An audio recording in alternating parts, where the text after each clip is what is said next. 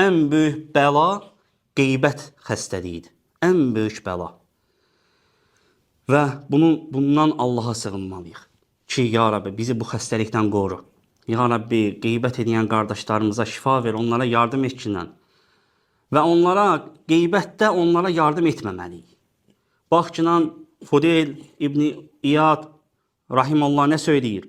Söyləyir ki, əgər bir toplamda, bir yerdə qeybət üzə çıxarsa, yəni qeybət yayılarsa, orada Allah üçün qardaşlıq qalmaz. Aradan qalxar. Onlar qeybətə icazə verməzdilər, sahabələr. Tabeinlər qeybətə icazə verməzdilər yanlarında hər hansısa bir qardaşın qeybəti edilsin. Ona görə onlarda olan qardaşlıq möhkəm idi.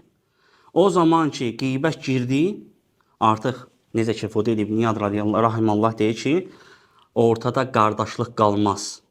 Aradan qalxar. Çünki qeybət iki qardaşın arasını darmadağın eləyir.